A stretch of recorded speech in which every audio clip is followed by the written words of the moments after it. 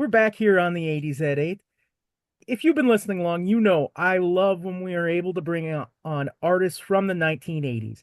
It's just one of my favorite things to do on the show. No offense to my co-host Craig, he's awesome, but I love to talk to artists from the 80s, and today we have a great one. I want to introduce Mr. Trevor Steel, lead singer and a co-founder of the Escape Club, and they are known for five different songs on the Billboard Hot 100, including three on the Top 40, and we'll talk about all of them. Can't wait. Coming in from England, Mr. Trevor Steel, thanks so much for joining the show today. Hey Harry, good to be with you, mate. So, I got to ask, born and raised in the London area? Yeah, I was born in London. Yeah, and lived most of my life in London. Then later on, I moved to Australia, became an Australian citizen. So now I'm a dual national. I'm back in London at the moment, though. You bet. And then thanks to music and thanks to a couple hit songs, you spent a lot of time in the US. Is that correct? Oh yeah, hell of a lot of time in the US. I've been to every state more than once, so I know it quite well. Yeah. Speaking of, do you know off the top of your head where or when you would have performed in North Dakota? I know we've performed in North Dakota, and I would imagine, and excuse me for not knowing the actual venue, it would have been a state fair or something, would have been the first one we'd have done. Nice. Yeah, to be honest, it's a long time ago, so I Oh, no can't. worries, man. No worries. Yeah, yeah. Yeah, and then we'll talk about it later, but thanks to is it Totally Tubular Festival, you'll be visiting a lot of places in the US this summer. We will. I'm pleased you have trouble saying that as well. I thought it was my accent. No, it's not at all. Yeah. And I was excited to see you're part of that tour. Another gentleman that I've interviewed on the show, Bill Wadhams of Animotion, also I believe is on that tour. Oh, Bill, yeah, he's a good buddy. I've done a few gigs with him on the Lost 80s, so I know him relatively well. So yeah, Yeah, I'm looking forward to playing really with him. good, Yeah, yeah. really good guy. So let's talk about the Escape Club, starting in the 80s. And it formed from two different bands in England, correct? That's right. You've been reading our Wikipedia. Yeah, it was.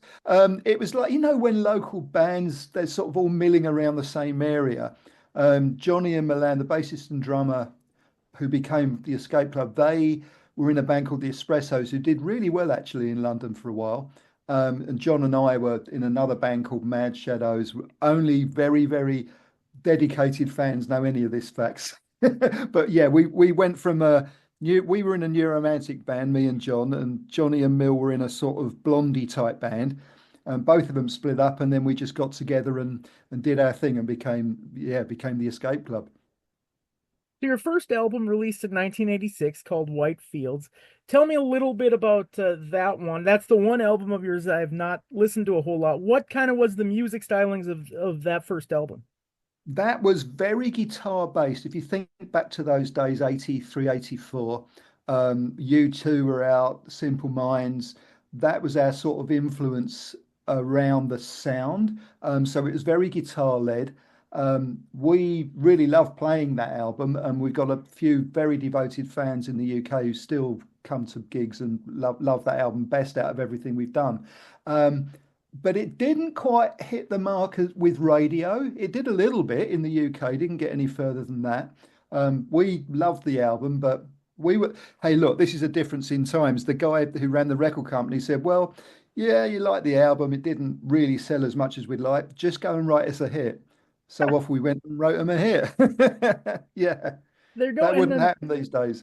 yeah, there you go. And then leading into 1988, Wild Wild West, was that originally going to be on the first label, or were you signed to Atlantic Records when you guys started recording Wild Wild West? Yeah, it's like one of those boring business stories. But we were signed to EMI, and that's what we did the Whitefields album on. We were in the studio with Chris Kimsey, who produced the Stones, lovely guy, good, still a good friend. Chris was producing the Wild Wild West album, and we were making that album for EMI. So we had done most of the tracks, and we'd done Wild Wild West, and we were looking at each other and going, "Hey, man, this sounds like a hit. We're pretty sure it's a hit." So Chris called in the label. They all came down, listened to it, and went. Head of A&R at the time went, "No, I can't hear a hit there, guys. You're going to have to go back and try and come up with something." And they left. And Chris was saying, "Well, you know what? They're wrong. We're right." and he picked up the phone to what became our management company, to Hit and Run, who at the time managed Phil Collins, so they were quite powerful. They came down and listened to it and went, "Yep, we'll sign you up." So they just grabbed hold of us, took us off of EMI, and then went straight to America and signed us to Atlantic. And that the rest was history. Wow, that's fantastic. Again, we were talking with Trevor Steel of the Escape Club, and just talking about the album Wild Wild West. Now let's talk a little bit about the song Wild Wild West. I think a lot of people think of, Western movies, that kind of a thing, but as far as digging into the lyrics, it just feels like it's a lot about Western culture. Is that kind of correct? That's exactly right. It was, look, we all grew up on the sort of wagon wheels and all that stuff, like all those Western movies. Yeah, but I came up with the title Wild Wild West while I was just singing along to the drums and thought, okay, it sounds like a great title. And I didn't want to write a song about cowboys, so I thought, well, I'll write about living in the Western world, and that's kind of what it came on. I mean, the main thing is we wanted to keep it a fun tune, so we just got a couple of little lines in there that sort of little digs, talking about AIDS and the Cold War and all that sort of stuff that was around at the time. I've always found it so interesting because in the lyrics, heading for the 90s, living in the Wild Wild West, I always found it so interesting because to me, the whole song has more of a 90s feel. It feels like the 80s transitioning to a new sound. I don't know what you feel about that, but I just felt like there was something different compared to your normal 1980s pop song. Yeah, I agree. And we recorded it on the cusp. I think I can't remember what year it was, 88, 89 when it came out. So yeah, well, that's where I regret putting that line in there. I know that's one of the things that made it a hit, but now in this sort of millennium, singing those lyrics, I change them actually. When I'm on stage, I sing instead of saying heading for the 90s, I sing still looking for a good time because I think that's more relevant. You know what I mean? You bet. And one thing I've always wondered with bands that kind of have a signature song or two, are you glad if there's a song that you're singing every night and a song that you're attached to, are you glad that Wild Wild West is one of those songs for you? Hey, look, I wouldn't if I hadn't written and played that song, I wouldn't be up in those on those stages now doing it. So I'm very happy that and you know what, Harry, people love that song and I love the fact that lyrics that I wrote sitting in a crummy apartment, I can now sing them and if I forget the words, the whole audience will sing it for me. That's quite a thing. My dad was not an 80s music fan, but one song we could definitely agree on was Wild Wild West. There's just and to me, I think it's just such a unique song. It just, like I said before, it doesn't sound like every other song. And I have to ask too, when you were writing the song, did you kind of have the, I don't know, reggae inspired rap kind of, whose idea was that? And was that always kind of part of the idea when you wrote those lyrics? No, it wasn't part of the idea. So if you remember the song, which you do obviously because we're talking about it, it's quite a long song. So originally, as we wrote it, it was a 3 minute song and it kind of stopped and then it goes to the way it is now, it goes to a gunshot and then it goes to a beat and then there's the rap and another verse. We kind of recorded a long song because it was in the day of 12 inches rather than edit it all down afterwards. We thought, hey, why don't we just record the whole 12 inch, then we'll edit down to the single. So when you did a 12 inch in those days, having a sort of rap or something in there was a thing you did. And Johnny, our bass player, was really into his reggae. So we thought, well, let's have some toasting in there rather than a rap. We'll get some Jamaican toasting and chuck it in there. And it sounded so good we kept it in the single. Oh, love it. And I mean, it is, again, it's something that made it different from everything else. Yeah, absolutely. It really did. And that was a happy accident, same as all the best songs are, I think. For sure. And then do you remember the moment that you kind of knew that this song was blowing up in the US? Oh yeah, this I have told this story before, but I'll tell it again. So I didn't actually visit the US until we'd had a number one record. So I was living in London where nothing was happening. And once a week, our manager in the US used to call up and say, well, tell you what, guys, it's got in the top 50. And we're like, wow, that's so cool. We're in the top 50 in the States. And then every week he used to phone up and give us another chart position. And then when we got in the top 10, I remember really well, I was in a bar with my buddies. We're just having a beer and just sort of hanging out. And I said, oh, look, I've got to phone my manager. So there was a number I could call. Called him up and said, okay, where are we at? And he said, well, sit down. You're at number one. So I just went back to the bar and told my buddies. And they just said to the barman, hey, this guy's just gone to number one in the States. And no one believed me at all. And It was how a quite a long weird moment. after that moment did you visit the US and tour and that kind of thing?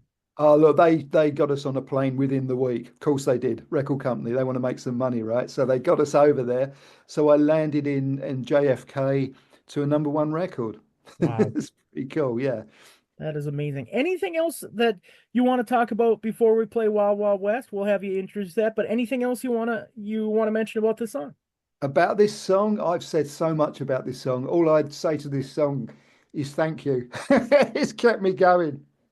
Sounds good. We're with Trevor Steel here of the Escape Club. Here is his number one hit from they recorded in 1988, the year I was born. So there you go. Here it is, Wild Wild West by the Escape Club. We'll be back right after this number one hit.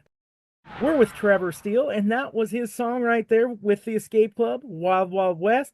And I'm sure it still feels good to hear that song on the radio. It always feels good to hear your songs on the radio, Eric. Always. Absolutely. Now, it's so interesting that for many years, I never knew who sang this next song, and I always thought it was called Shake for the Shake.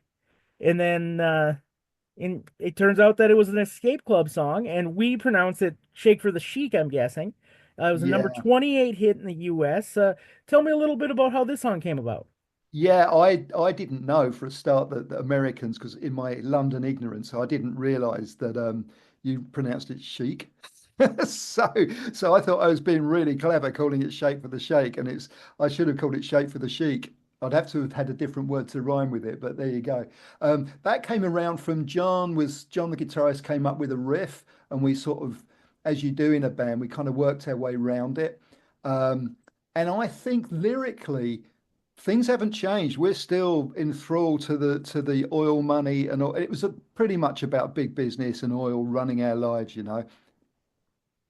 Absolutely. And how important is the lyric aspect for you as a songwriter? To have songs that mean something. It means a lot to me, being the guy who writes them, and also because I've got to sing them.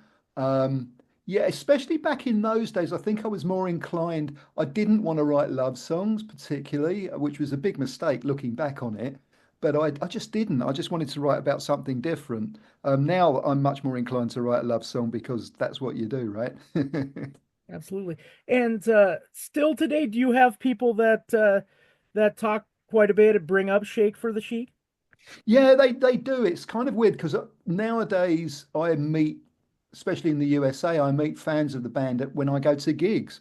So it's really good to get up on stage. Shake for the Shake's usually the first or the second song, start, and they're all singing along, you know. And for me, that's validation that that was the song we should have written. It really works well out on stage, you know.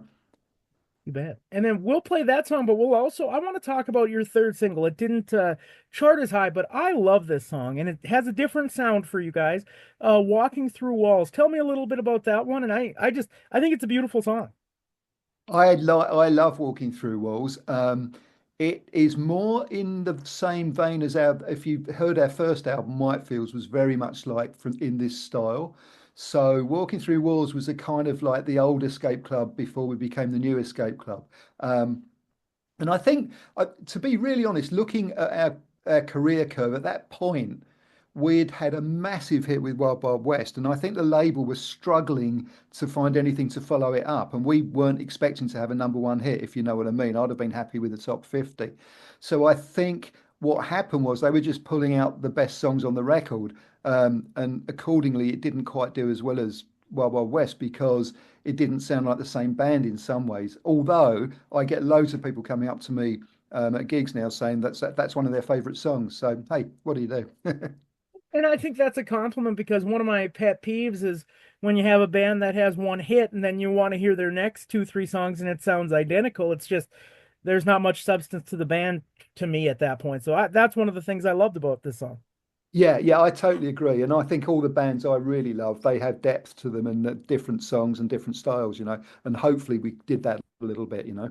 Yeah, and after this we'll talk about your 1991 hit that again sounds nothing like Wild Wild West, and I'm sure that to the casual radio listener that probably didn't ever pick up on the fact that I'll Be There was sung by the same band as Wild Wild West. Did you Yeah, ever now that have people not know that you sang both of those songs? all the time. And it's really funny that people realize that we've had, I mean, I'll Be There was a big hit, you know. Oh yeah. Um, and I notice now when I go to the gigs, I can separate the audience into the Wild Wild West guys and the I'll Be There guys. And they're two separate people and they've come to hear different songs, if you know what I mean. Yep. So when I do I'll Be There, there's all these people putting their phones in the air and because it's more of an emotional sort of song. And when I see them afterwards, they say, "Oh man, that song's touched me so much," and all this sort of stuff. And then when I do Wild Wild West, they go, "Oh, you're the same band? I didn't realize. You know, it's completely different." Yeah, that's what I listening to your library, that's what really stands out to me is you guys do have a lot of different layers to what you guys could do. Yeah, yeah. I wish we'd used it a little bit more back in the day so people realize it's the same band. That would have helped, you know. For sure. Well, let's play Shake for the Sheet in Walking Through Walls, and we'll come back and have I want to talk actually about a cover that you did, and then we'll also talk about I'll Be There here on the 80s at 8 with Trevor Steel. Here's top 40 hit Shake for the Sheet and top 100 hit Walking Through Walls here on the 80s at 8. And we're back here on the 80s at 8. I'm Harry Lipsey, and I'm joined by Trevor Steele of the Escape Club. And we heard three of their main songs from the 1980s. And the last song I want to bring up that you guys did in the 80s was a song that was featured on a soundtrack of The Wonder Years, which was a very popular show here. And it was a cover of a Doors song called 20th Century Fox. How did that kind of come to be, Trevor? Well, we got picked because obviously we were doing quite well at the time, and the Wonder Years and Atlantic were doing this record together. So we got approached by Atlantic and they said, "Yeah, do you guys want to do a cover of a song from the '60s that we can put on the Wonder Years?" And they gave us a few options, but I was a massive Doors fan, still am. So I asked if we could do a Doors song, and instead of doing the obvious sort of Light My Fire or something like that, we picked 20th Century Fox because we figured we could put an Escape Club feel to it, which we managed. And it was an absolute honour that Ray Manzarek came along and produced it. So I got to meet Ray, who's one of my heroes. So yeah, and it was funny because because Ray came to London to do it. We were saying, right, look, let's be professional about this. We really let's not bore him about the Doors. Let's not ask him about Jim Morrison. Let's just get on with the record. So he was in there with us for a couple of hours. And after a while, he just said, "Guys, you're not going to ask me about Jim and about the Doors." And it was like, "Yeah, yeah, yeah." And then we spent the next sort of, God knows how long talking, getting all these stories off of him. And it was wonderful. It was a really great experience. That's so fun. And did you record a video for this song as well? Yeah, we did. We did. And Ray features on it actually. Yes. Have you ever seen the video? It was on MTV quite a bit. Yeah, I have actually last week it's funny when I saw the video I had to have seen it before because it looks so familiar. Right. Right. Uh, And they filmed that just when we'd done loads of gigs.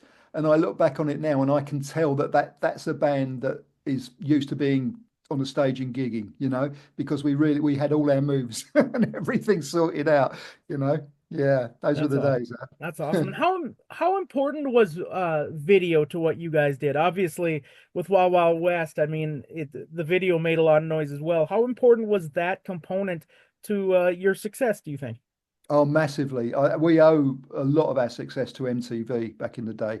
They played Wild Wild West like pretty much every half hour, you know, and they always grabbed hold of our videos and played them. We had a great relationship with them. So whenever we made a video, we thought about, well, are MTV going to love this or not? It was really important to us. Well, we're going to play 20th Century Fox and we'll come back and then I'd like to hear about what you're doing now and then we'll end the show with I'll Be There. We usually play just 80s music, but to me we have to make an exception with you here and I do love I'll Be There. So I'd love to hear the story on that song as well. Okay, fine. Well, it's 91, so it's nearly 80s, right? Exactly. It's close enough, right? It is, yeah. I my co-host Craig is kind of a stickler, and every once in a while I'll have a song that I love from like '79, and I'll say, well, it charted in '80, or a song I really like from '90. Oh, well, they recorded it in '89. So if there's any way, any fiber from the '80s that I can use to play a song I like, I'll use it. Cool. So here's 20th Century Fox, Doors song covered by the Escape Club, and we'll be right back with Trevor Steele here on the '80s at 8. We're back here on the '80s at 8. I'm Harry Lipsea, joined by Trevor Steele of the Escape Club. And Trevor, right now you're still performing. Like you look at the tour list, and you guys are very active. You have a Australian tour coming up, correct? Yeah, I'm off to Australia in March, which is my second home, so I'm really pleased about that. First time we've ever played in Australia as well, which is nuts. So I'm looking forward to that. And then pretty much soon after, we're off on the Totally Tubular tour, which is massive. It's a couple of months where I'm out there playing all over the States, which I'm really looking forward to. And you performed in a similar tours like this of '80s acts like that before, correct? Yeah, we done Lost 80s live. We've done a couple of times. So yeah, I mean, I think doing those 80s packages, it's great because you get to play to a big audience and they're there to see you and know all your songs. The only frustrating thing as an artist, and I think we all feel this, is you're only up there for 20 minutes, so you can only play the hits. Yeah. That's all people want to hear, right? But we did a big gig here in London last year. We managed to play over an hour, and it was just such fun to play older songs, just for the fun of it. Absolutely. And do you still play quite often in England? No, we didn't really have an audience here. The reason we played in England is Johnny. We lost Johnny, our bassist, last year. He died of cancer, Oh no. um, and he knew he was going. We all knew he was going, so he did. He had his last gig. It was a special gig. It was a really good gig, and luckily for us, we recorded it off the desk, and it sounds great. So I'm putting it out as an album this year, just in honor of him, and also just for all the people who came along. It's going to be a good album, yeah. And when are you hoping to have that released?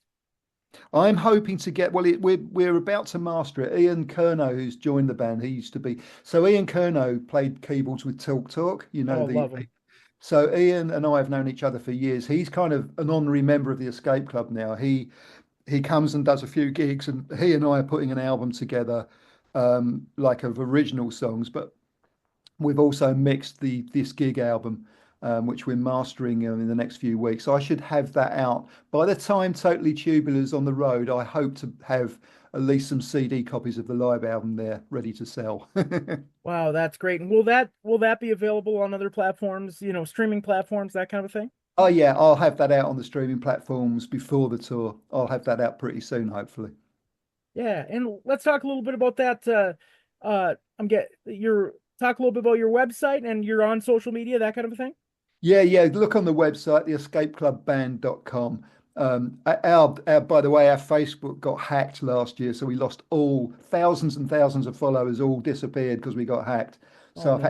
I've had to start again. But we got a big mailing list, and people come to our website as well. So yeah, find us on our website, and all our social media links are on there.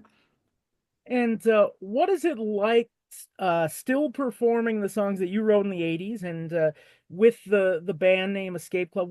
What's that like all these years later, still representing the Escape Club? It's funny, I've gone through a whole cycle with it because the band split up for a while, for quite a long while actually, and I went into record production and artist management and all those things. But now at this time of life, it's an absolute honor to be able to go out and stand on the stage and play, and people actually want to hear it. That's at my age, that's really cool. I'm very happy to be doing it. I got to ask, I've watched live videos and your voice still sounds fantastic. How important has it been to keep your voice healthy? I mean, you're sounding great. I'm really lucky because I've been a producer and all that stuff. I've been singing all that time, so I haven't had to refine my voice. It's always been there. So I'm very lucky in that respect. Bet. And one thing I wanted to mention is while you guys did break up there for a while, you did have albums in 2005 and 2012. And what was it like to come out with those albums again in the 2000s? It was really good. That was you're talking about the Celebrity album, I think, which is the one Yeah, with the John. 2000. Yep. Yeah, that was really good fun. We it'd been a long while, and we just wanted to make an Escape Club album. So John and I got together, Red, our friend who joined us for drums. Um, we spent a couple of years doing it, and I'm really happy with the result. That's available on streaming platforms, etc. We didn't go through a label because what we had enough of labels by that time. We just put it out there. A lot of our fans know it, and we play songs off of it occasionally. So yeah, really happy with that. You bet. And then since we are the 80s at 8, one of the last questions I wanted to ask is when you think of the 80s and you think of your personal experiences, what do you kind of think of? What are some memories that pop into your head, or what was it like to have a band at that time? What was that just that era like for you? Oh, how can I put that in one sentence? It was the best of times. Excuse me. I think my strongest memory is going to America for the first time, and experience experiencing all the states, um, the music, the films, the movies, everything. It's just you know because you're running an 80s show. It's a special time, and you can't really explain that to people unless they've lived through it themselves. It was yeah, it was quite magical. And do you kind of get to relive that with like the Totally Tubular tour? Is that something that obviously the people that come have that emotional experience of the 80s as well? So is it fun to kind of live that time through them as well? Yeah, it is. The emotion is, like you say, the emotion's really there, much more than it was back in the day. We all look a bit lot older, do you know what I mean? But that's okay. Once you accept that, it's just lovely to see people. And I often we're signing stuff after the gigs, and just sort of people saying, "Oh yeah, I grew up with you in high school, and this song meant so much to me," and all that. I love that. It's really lovely to reconnect with people. That is awesome. So we are going to wrap up the show with a top 10 hit from 1991 called "I'll Be There," and you can just tell from listening to the song that it was obviously very emotional, had a personal experience with the band. Can you talk a little bit about the meaning of "I'll Be There"? Well, yeah, okay. This song, well, I get loads and on the internet. This one goes absolutely nuts because it's about death, which is not a subject most people like to write about. And I wrote this one as if I was a ghost coming back and talking to a loved one, and that was the idea behind it. I think the movie Ghost had just come out around about that time. That probably what stirred me. But ever since we put that record out, it became a hit through people power, to be honest. Just people were phoning up the radio stations requesting it. And it's a very emotional song to sing. And I told you that Johnny, our bassist, died last year. That one of the last things he said to me was, "Would you sing it at my funeral?" And I was like, "How? Thanks, mate. How am I going to keep it together to do that?" But I actually managed it, and it was quite an honor to be able to sing that song at his funeral. And one thing it seems like it's probably a song that requires quite a bit of range. Is that correct? Yeah, it does. The funny thing is, I'm better at singing it now than I was back in the day. I don't know why. Yeah, it does require a bit of range. Yeah, yeah. Excellent. And again, like Wild Wild West, I'm guessing this is a song that you're really proud that your band was associated with, and a song that's still fun to sing in a different way all these years later. Oh yeah, it totally is. I don't play it at every gig. I'll play it if we're doing four songs usually, because if you just put it in the middle of two rock and roll songs, it kind of doesn't go. You know Yeah. what I mean? Just for running order and everything. But I love playing it live. Fantastic. So we're gonna play out here. Thank you so much for joining us, Trevor. It was just a true honor to have you on the show. I am a big fan of the Escape Club, and you guys were a huge part of the 80s. So thank you so much for coming on the show. Thank you, Harry. I've really enjoyed it. So here it is from 1991, but the roots are from the 80s. We're still you can feel it. You're still an 80s artist. So really proud to have this song on the show. It's All Be There, the Escape Club. Once again, Trevor, thank you so much. Thank you.